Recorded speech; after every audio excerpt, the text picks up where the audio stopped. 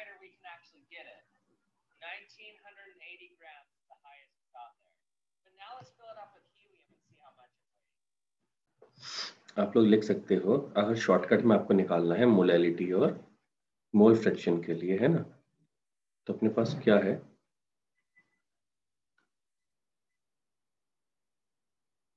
Relationship between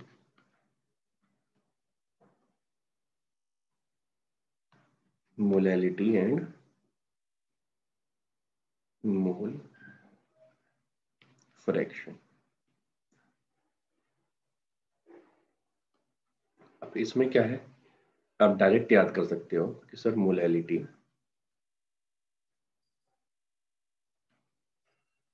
is equal to chi B into 1000 divided bye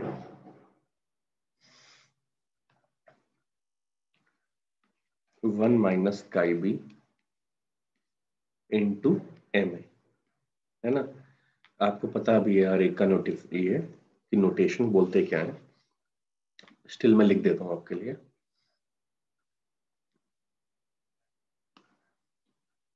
ये आपको पता होना चाहिए क्या है ये। तो Ma आपके पास हो गया है molecular weight of solvent, molecular weight of solvent, बाकी आपको पता है ना। किसी को डाउट इसमें? नेक्स्ट सेम चीज आप मोलैरिटी में लेना चाहो, है ना, तो कर सकते हैं उसको। Molarity and mole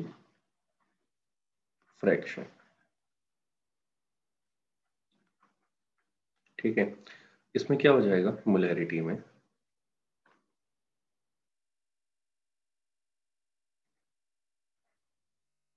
molarity is equal to chi B into density आपको दी होगी, है ना, सॉल्यूशन की, इंटू 1000 डिवाइडेड बाय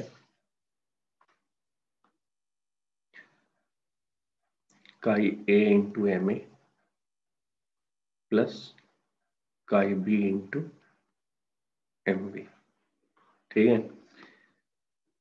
कभी आता नहीं है ये पूछने के लिए, लेकिन स्टिल हमने आपको लिख के दे दिया है। डी आपके पास है density of solution,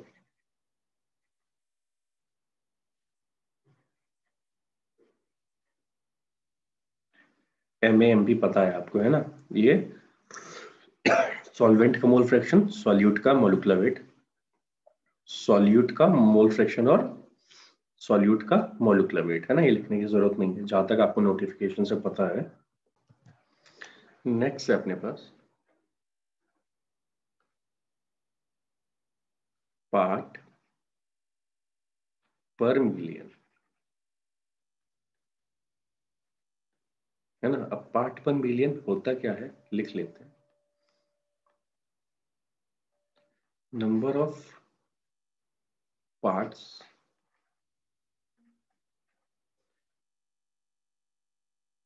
of compound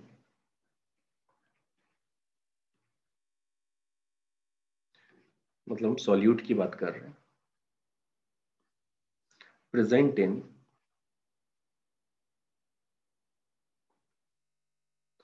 10⁶ parts of solution.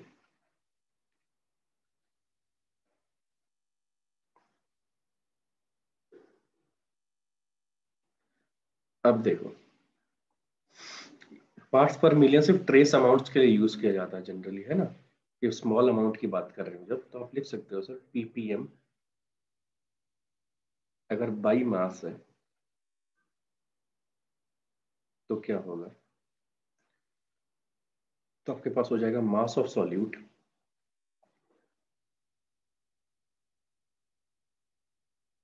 Divided by mass of solution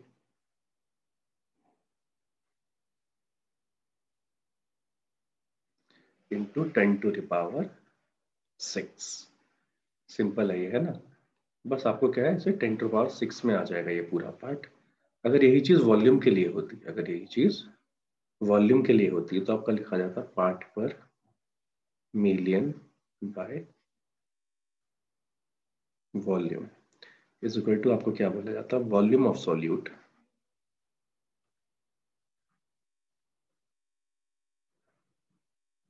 into 10⁶ is divided by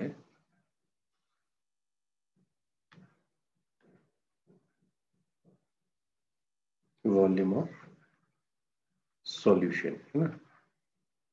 तो ये आपको होपफुली क्लियर है।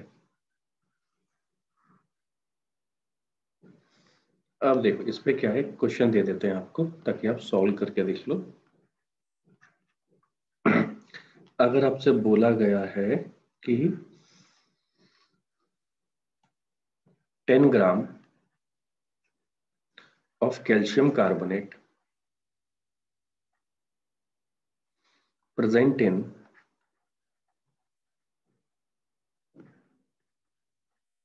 1000 ग्राम सॉल्यूशन, ठीक है। तो आपको बताना है मेरे को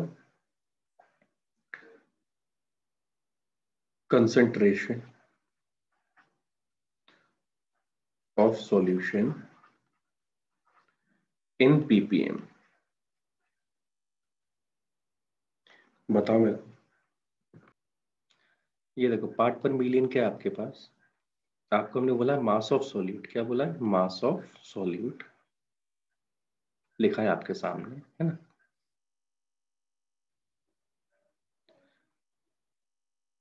divided by mass of solution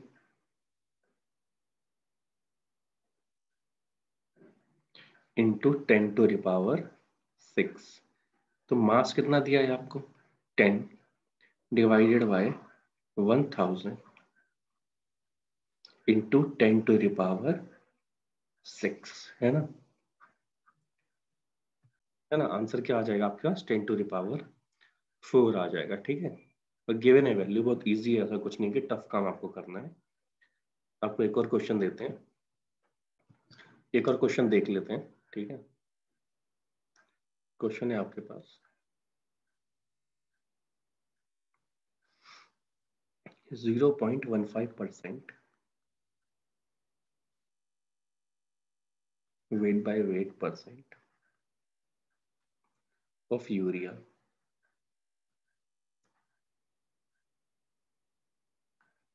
is given.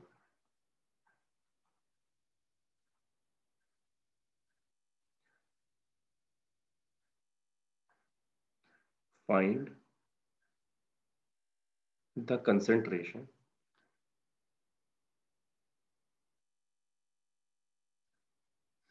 in terms of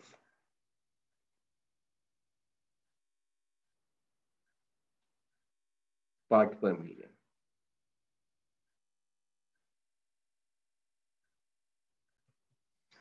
देखो यार आपके पास क्या दिया है, 1.15 वेट बाय वेट ना, तो ppm क्या होता है, वेट ऑफ सॉल्यूट कितना हो गया 0.15, और वेट ऑफ सॉल्यूशन कितना होगा 100 ग्राम, इंटू क्या हो गया 10⁶। तो ये 2 जीरो इसके 2 जीरो उसके, तो अपने आप इधर क्या आ जाएगा 1500, है ना। इतना टाइम वेस्ट करने का ही नहीं जितना आप कर रहे हो, तो बेटर है क्या करते हैं, नेक्स्ट देख लेते हैं हेडिंग, है ना। नेक्स्ट है अपने पास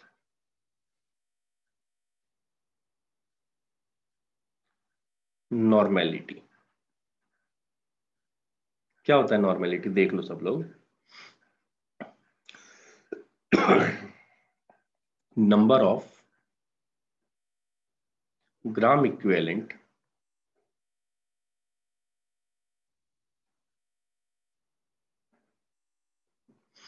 present in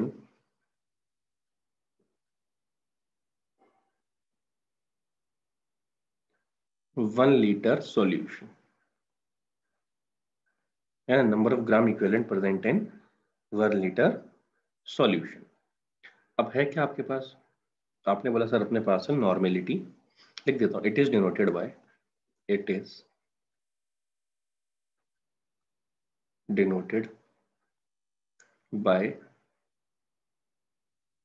कैपिटल एन, है ना, कैपिटल एन से डिनोट किया जाता है। अब नॉर्मेलिटी में होता क्या है यार,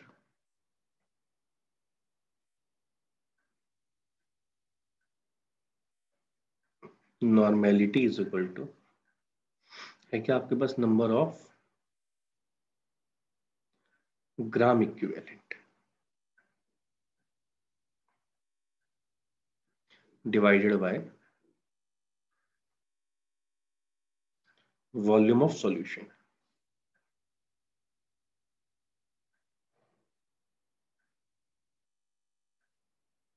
है ना, इन लीटर्स। ठीक है, अब आपके पास क्या है, आपने बोला सर ग्राम इक्विवेलेंट क्या होता है, तो मैंने कहा देख लेते हैं क्या होता है। तो अगला क्या आपके पास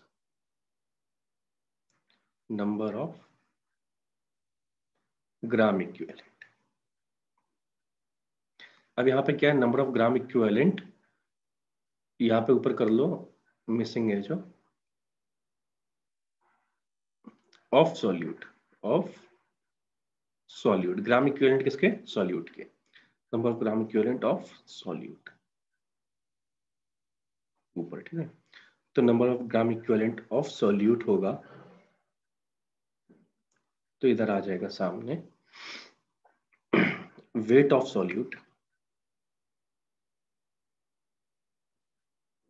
डिवाइडेड बाय, अब ये किसका आया, पूरा पार्ट सॉल्यूट का आया, तो नीचे क्या आएगा, इक्विवेलेंट वेट ऑफ सॉल्यूट। ठीक है, ये आ गया आपके पास। अब सॉल्यूट का ही है दोनों पार्ट, है ना, यह है किसका, पूरा का पूरा पार्ट सॉल्यूट का, है ना, आप इस पार्ट को ले रहे हो, ये क्या है सॉल्यूट, ये भी क्या है सॉल्यूट का। ठीक है, तो देखो अपने पास क्या हो गया, अपने पास हो गया नंबर ऑफ इक्विवेलेंट्स, क्या हो गया gram equivalent, number of gram equivalent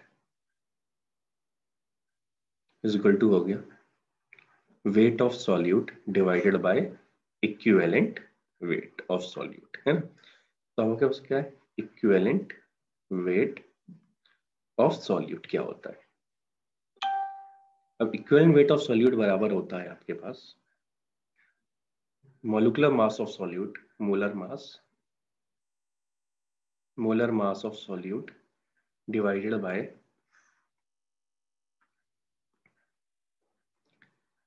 N factor, क्या बोलते हैं अगले को, एन फैक्टर। ठीक है, अब आपके पास क्या है सर, ये तो मॉलिक्यूलर मास है, तो क्या हो गया एम बी सॉल्यूट का ही होगा डिवाइडेड बाय एन फैक्टर। अगर मैं इसको फॉर्मूले में पुट करूं, है ना, इसको यहां पुट करूंगा तो क्या आ जाएगा आपके पास नंबर ऑफ, ये फॉर्मूले में डायरेक्ट पुट कर देते हैं, है ना, कितना हम लोग टाइम बर्बाद करें। देखो आपके पास क्या था यार, नॉर्मेलिटी थी अपने पास,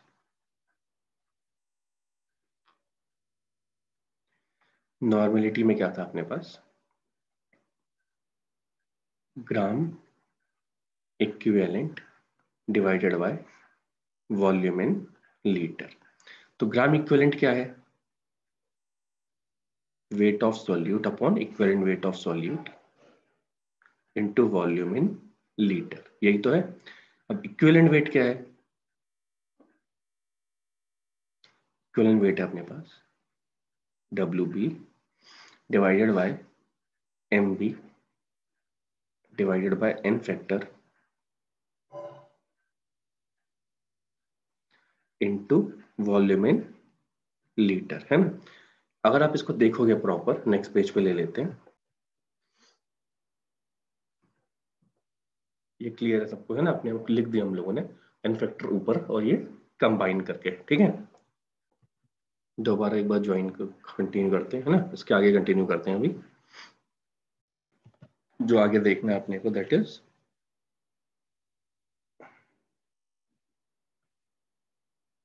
एन फैक्टर, है ना। अब होता क्या है एन फैक्टर, ये बता देते हैं आपको। एन फैक्टर डिफरेंट पार्ट है, पहला एसिडिटी, सेकंड होता है बेसिसिटी,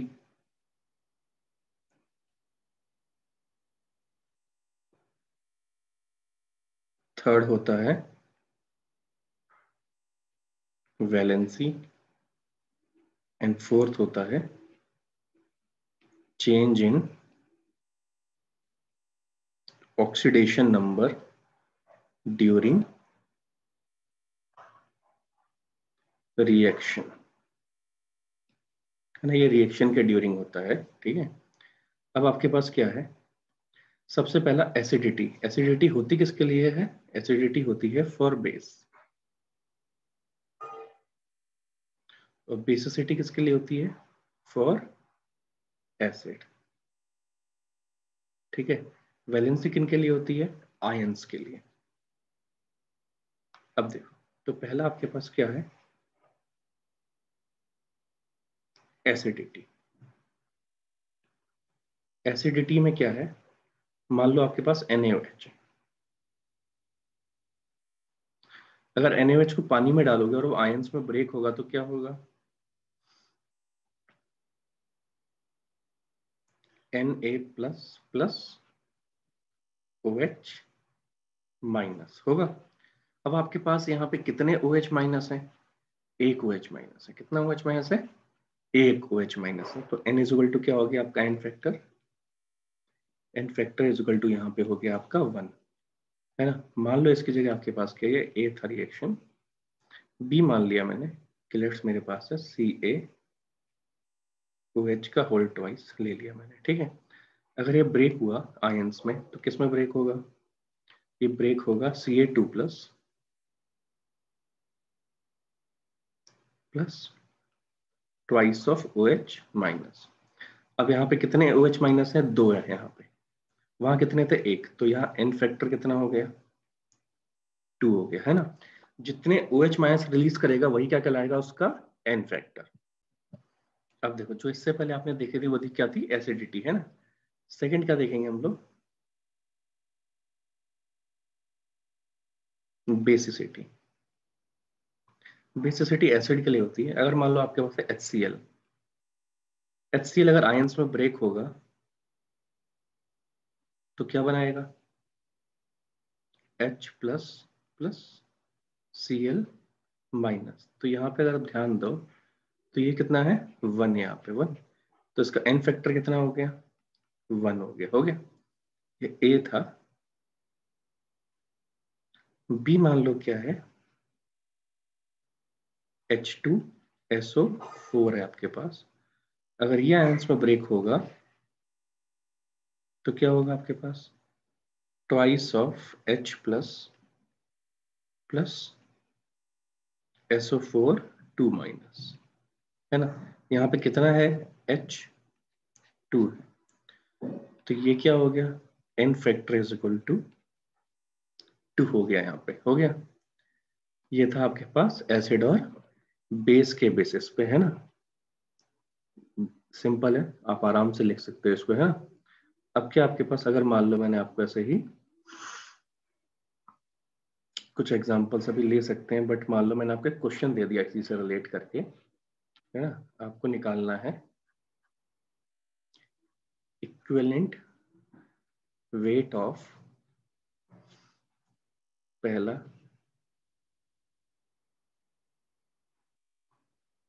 4 मोल्स ऑफ HNO3 दिया है आपको। सेकंड आपको दिया है 4 नॉर्मेलिटी ऑफ 500 ml H2SO4, है ना। ये सॉल्व करके दिखाओ मेरे को। ये देखो क्या है अपने पास कि हम लोगों ने ये देख लिया कि बेसिसिटी किसके लिए होती है? फॉर एसिड्स के लिए। एसिड्स के लिए क्यों? क्योंकि कितने OH minus ion H plus को रिप्लेस कर सकते हैं, इसीलिए, है ना। अब ये दो तो इजी थे, इसमें कंफ्यूजन क्या आता है कभी कभी, मैं आपको बता दूं। सी आपके पास मान लो H3PO4, है ना। तो आप क्या है, इसका इन फैक्टर लिख भी सकते हो और समझ भी सकते हो, ठीक है। H3PO4 है तो क्या होता है, इसको ड्रॉ कैसे किया जाता है मैं आपको ये सिखा देता हूँ, है ना, बहुत कम लोगों को आता है। पहले सेंट्रल एटम लिखो हमेशा, है ना, पहले किसको लिखने का, सेंट्रल को। सेंट्रल क्या है आपका, मान लो ये पी है, फॉस्फोरस, ठीक है। पहले फॉस्फोरस लिखो आप, आपने फॉस्फोरस लिखा, उसके बाद डबल बॉन्ड ओ बनाओ, ये करने का हमेशा, ठीक है। इसके बाद OH तब तक लिखो जब तक कोई एक खत्म ना हो जाए। आपने लिखा OH, है ना, कोई खत्म हुआ नहीं, फिर आपने लिखा एक और OH, कोई खत्म हुआ नहीं, आपने लिखा एक और OH, खत्म हो गया, है ना। अब यहाँ पे कितने हाइड्रोजन है, यहाँ पे है आपके पास n फैक्टर बराबर 3, है ना, कितना n फैक्टर है, 3। अब आपके दिमाग में सर ये तो OH है, H प्लस कैसे बोल रहे हो बेटा, H प्लस है, ये प्लस डोनेट करेगा, इस पे माइनस आएगा, तो माइनस सिंगल डबल रेजोनेंस की वजह से स्टेबल रहेगा, वैसे ये है ना। H प्लस आयन लीव करेगा तो O माइनस आता है यहाँ पे, ठीक है। अब देखो अगला है आपके पास इसमें D,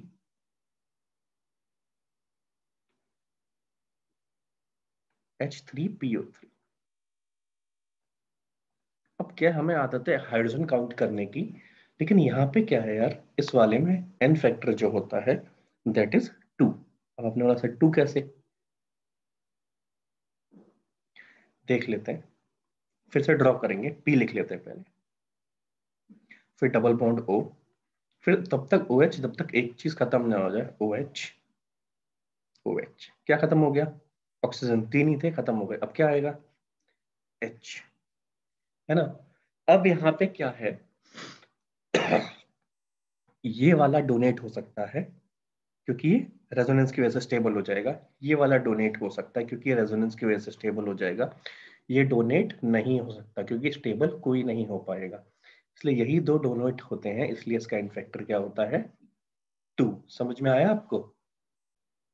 देखो जैसे आपके क्या है, मान लो आपके मन में आया सर जैसे आप ये वाला बना रहे हो, आपने H2SO4 को क्यों नहीं बनाया, मैंने कहा बेटा बना लो आप, कोई ऐसा बड़ा इशू नहीं है अपने को, है ना। अगर आप H2SO4 का भी स्ट्रक्चर बनाओगे तो सेम फॉर्मेट में बनाओ, क्योंकि आपका स्कैन फैक्टर पता है ना, स्कैन फैक्टर क्या था 2, क्यों ये तो दिख रहा है आपको, है ना। अब इसमें क्या आपने स्ट्रक्चर बनाया, मान लो इसका सेम चीज, सेंटर पे कौन है, सल्फर, तो सल्फर डबल बॉन्ड O बना लिया, तब तक OH लिखो जब तक कोई एक चीज खत्म ना हो जाए, OH, ठीक है। उसके बाद OH, कौन खत्म हो गया, हाइड्रोजन खत्म हो गया। जब ऑक्सीजन खत्म होगा तो हाइड्रोजन सिंगल बॉन्ड बनाता है, लेकिन ऑक्सीजन कितना बॉन्ड बनाता है, डबल बॉन्ड बनाता है। ऑक्सीजन कितना बॉन्ड बनाता है, डबल बॉन्ड बनाता है, क्लियर है। तो यहाँ कितने हो जाएंगे सल्फर के बॉन्ड, 6 बॉन्ड हो गए। लेकिन अगर आप ध्यान दो यहाँ पे, तो अपने पास क्या है, प्लस माइनस, प्लस और माइनस, है ना। इसका एन फैक्टर क्या आपके सामने दिख रहा है, 2 है इसका एन फैक्टर, क्या है इसका एन फैक्टर 2। क्लियर है सबको। एक क्वेश्चन मैं आपको दे रहा हूँ, करके देखो, क्वेश्चन क्या मतलब, एक सिंपल अगला वाला है, ये है आपके पास H3PO2, इसका एन फैक्टर क्या होगा, है ना, ये बताओ आप मेरे को। इसका मैं ड्रॉ नहीं करूंगा, आप खुद से देख लो।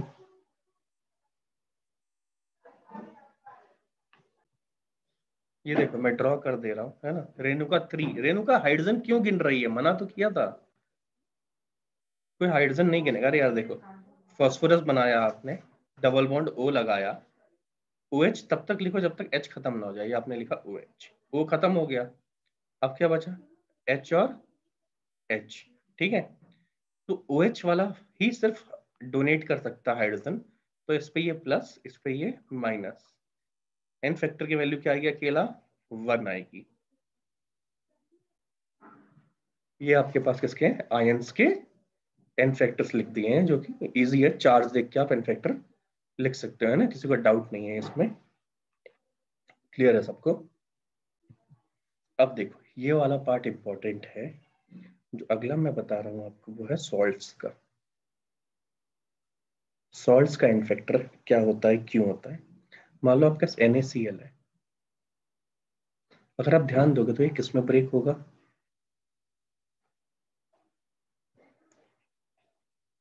Na plus plus Cl minus, ये एक चार्ज है ना। अगर मान लो आपके पास है सेकेंड इज MgCl2, तो आपके पास क्या आ जाएगा, इस Mg2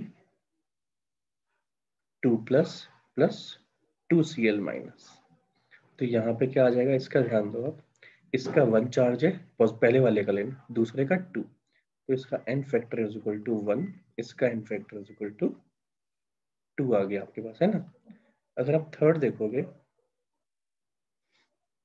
मान लो आपने ले लिया Al2SO4 का होल थ्राइस, अब इसका आपने क्या किया,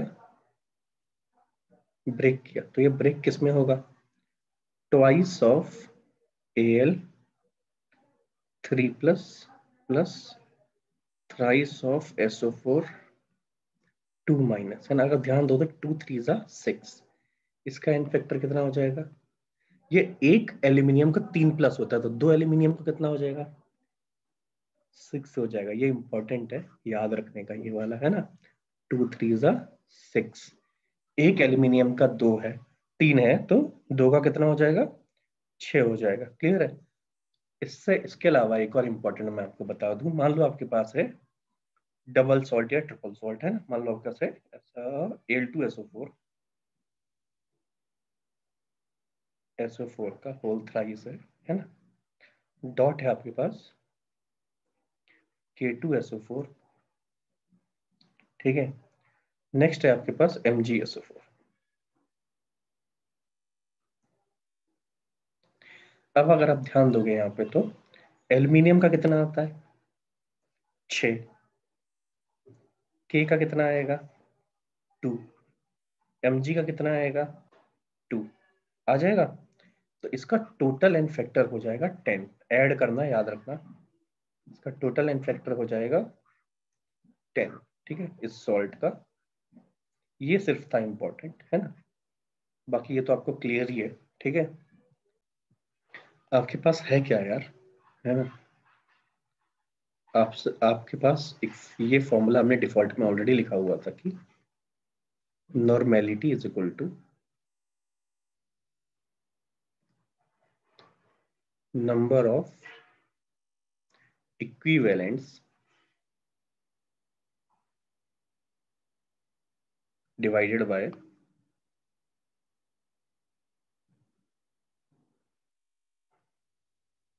volume of solution in litre, है ना। तो आपसे जनरली जो पूछता है वो ये पूछ लेता है, नंबर ऑफ इक्विवेलेंट्स का क्वेश्चन पूछता है, ठीक है। क्या क्वेश्चन पूछता है, नंबर ऑफ इक्विवेलेंट्स पूछ लेता है ना। तो अभी कैसे सॉल्व करना है, क्या करना है, देख लेते हैं। आपको एक क्वेश्चन देके देखते हैं। आपको मुझे बताना है number of equivalent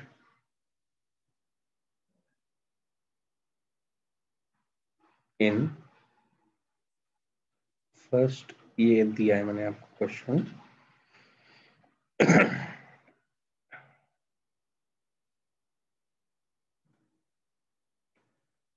3 moles of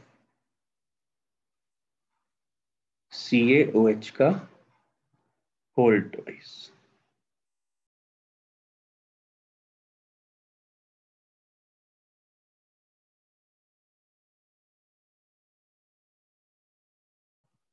जब भी आपसे ऐसा पूछा जाए, है ना, मैं आपको दोबारा बता रहा हूँ याद रखने का, ठीक है। जब भी आपसे पूछा जाए नंबर ऑफ इक्विवेलेंट्स, ध्यान देना, इक्विवेलेंट वेट नहीं है, नंबर ऑफ इक्विवेलेंट्स, है ना।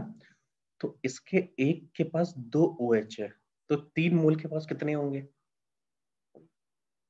Number of equivalents is equal to 3 into 2 is equal to 6 आएगा आंसर, है ना।